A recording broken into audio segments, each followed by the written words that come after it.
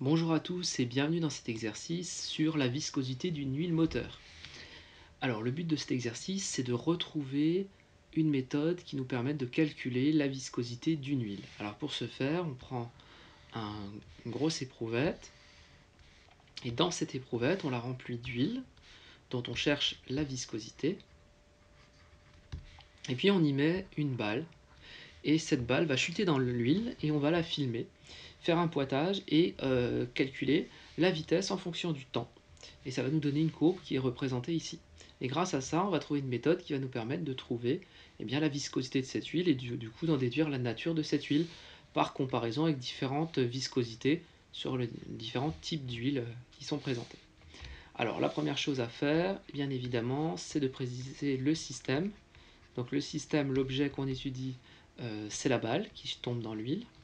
Le référentiel, c'est le référentiel terrestre supposé galiléen.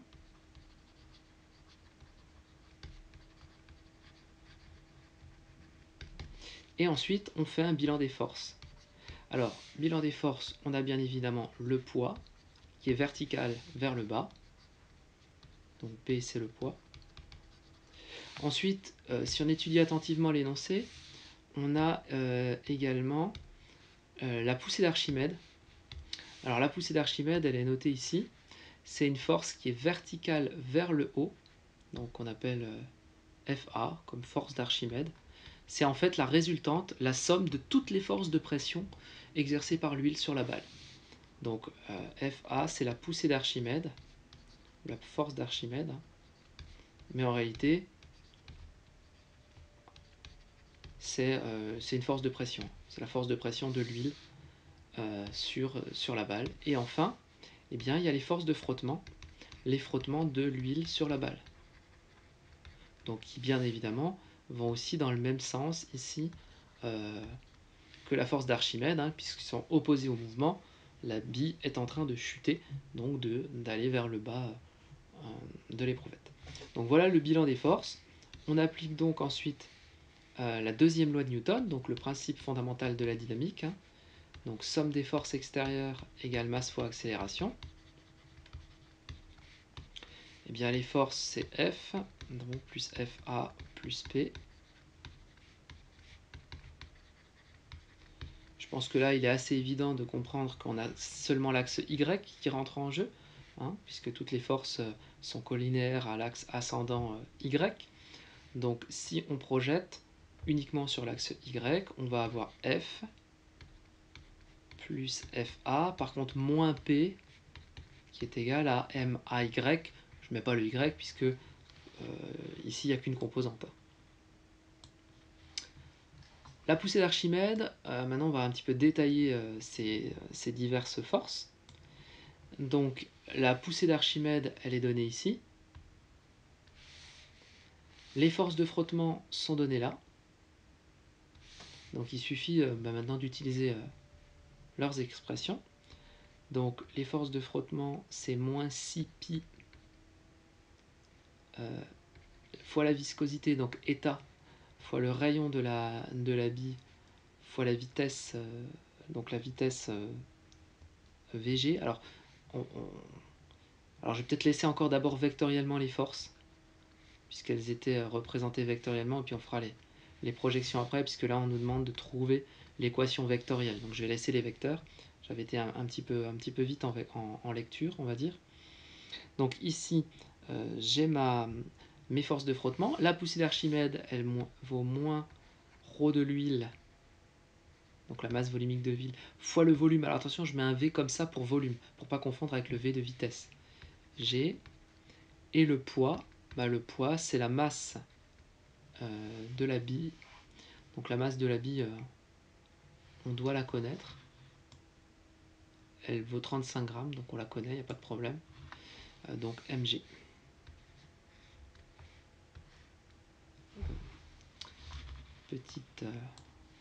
Petite erreur. Et donc ça vaut MA. Voilà, je vais passer un coup de gomme sur mon vilain trait. Voilà. Donc j'obtiens cette équation. Or l'accélération, c'est la dérivée de la vitesse, rappelons-le. donc c'est dV sur dt. Et donc, est-ce qu'on va retomber sur ça? Alors, il faut diviser tout par m. Donc, on va tout diviser par m. Donc, ça va faire moins 6 pi eta rv sur m. Moins ici, donc, le rho de l'huile fois le volume sur m. Avec un g. Et puis, plus g, tout simplement. Si j'ai divisé par m. Donc, évidemment, il n'y a plus le m. Je peux le retirer. Je rappelle, encore une dernière fois, que c'est l'accélération qui est la dérivée de la vitesse. Et ensuite, j'ai tout divisé par m. Si je réordonne un petit peu tous ces termes, normalement, je dois retomber sur ce qui est demandé. Donc, dv sur dt, c'est ce terme-là. C'est bien celui-là. Qui est égal à quoi? Qui est égal à g, je factorise, j'ai 1 moins rho de l'huile fois le volume sur m. C'est bien ce qui est demandé là. Moins tout ce terme, 6 pi eta r sur m fois la vitesse. J'ai bien redémontré l'équation différentielle. C'est une équation qui lie une fonction qui s'appelle v et sa dérivée, dv sur dt. Ça s'appelle une équation différentielle. Donc là, j'ai retrouvé l'équation qui est demandée. Ensuite, question B. Jusqu'à quel instant le mouvement de la balle est-il accéléré? Comment qualifier le mouvement ensuite? D'après la question précédente, déterminer l'expression de la vitesse limite atteinte par la balle. Et enfin, le problème, trouver quelle huile était étudiée parmi celles-ci. Donc on va utiliser bien entendu l'équation qu'on vient de déterminer. Donc si on regarde le graphique du document 2, eh bien on constate une augmentation de la vitesse de la balle jusqu'à à peu près 0,6 secondes. Donc regardons ici, jusqu'à à peu près 0,6, on voit que la vitesse elle augmente. Et ensuite elle va se stagner. D'accord, elle va être constante. Donc on a bien un mouvement accéléré. Donc jusqu'à t égale 0,6 secondes, la vitesse augmente.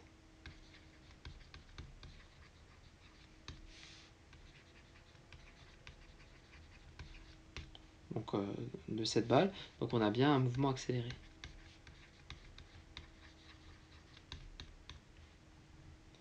Après cet instant, donc après 6 secondes, donc on peut avoir une vitesse constante, la vitesse se stabilise. Si la vitesse est constante, c'est-à-dire qu'il n'y a plus d'accélération, et donc on peut avoir ce qu'on appelle un mouvement rectiligne uniforme.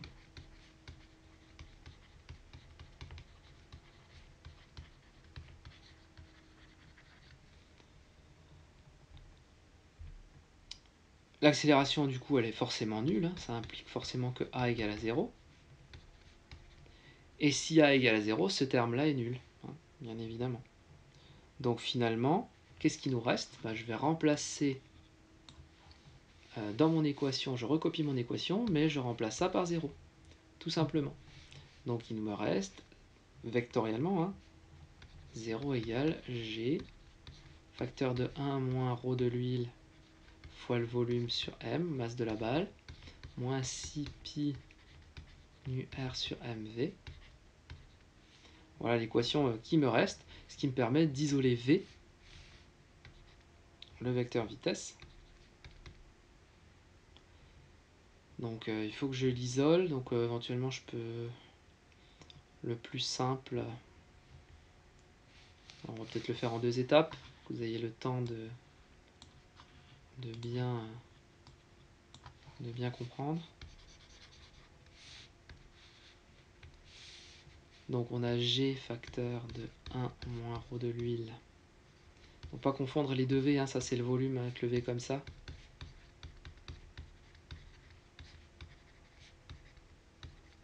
Et moi c'est celui-là qui m'intéresse, donc je vais passer ça de l'autre côté. Donc ça va inverser, donc ça va faire mg facteur 1 moins rho de l'huile V sur M, ça change pas. divisé par 6pi nu r, qui va donc être égal à v, d'un point de vue vectoriel. Voilà l'expression de ma vitesse.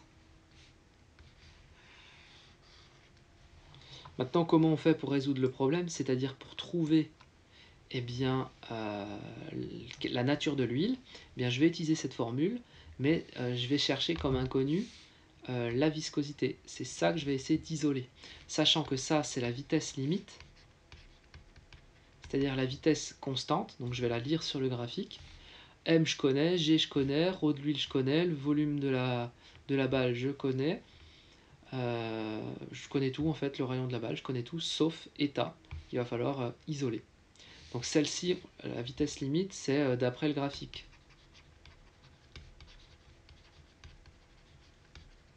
Qu'on va la déterminer. Donc il suffit eh bien, tout simplement eh bien, de trouver la vitesse limite. Donc cette vitesse, elle va valoir, il faut que je regarde dans le petit graphique qui est là. Donc la vitesse limite, elle est là, c'est cette valeur-là. Parce qu'après, ça va être constant en fait. Donc il faut que je lise. Donc là, je suis à 10, 15, allez, à peu près 17 cm par seconde. Donc 0,17 mètres seconde. Évidemment, on la met en mètres par seconde.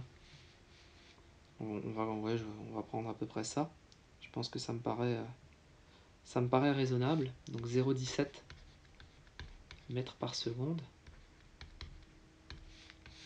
Donc maintenant, on détermine, on isole plutôt la viscosité dans la formule de la vitesse, dans l'expression de la vitesse.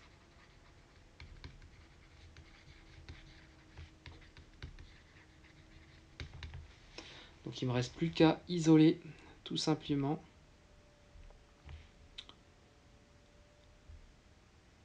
alors la vitesse, forcément elle est dans le même sens que G, parce que ça va vers le bas.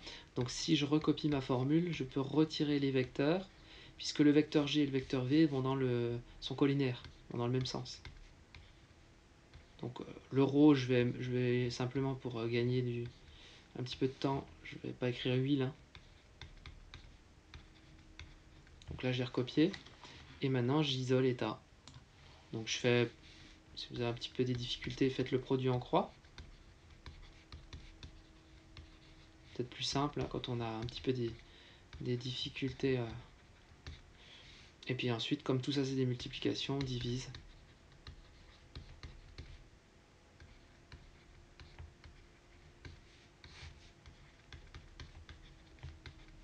Voilà la formule.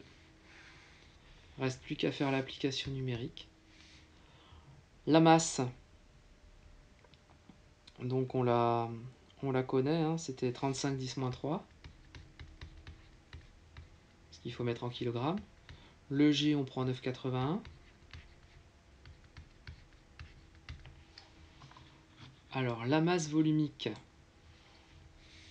donc là aussi, hein, donc c'était 0,910 10-3, faisant bien attention aux unités. Le volume 33,5. La masse 35 10-3, ça n'a pas changé. Et on divise tout ça par 6pi, le rayon, en prenant le rayon en mètres.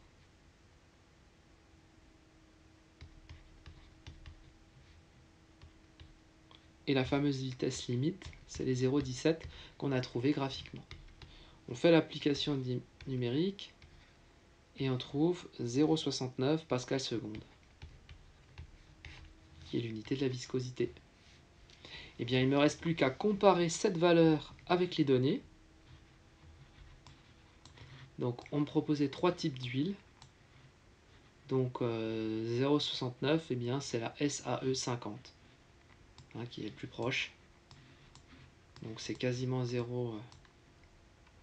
Donc c'est l'huile SAE 50. Voilà pour cet exercice. Bonne étude.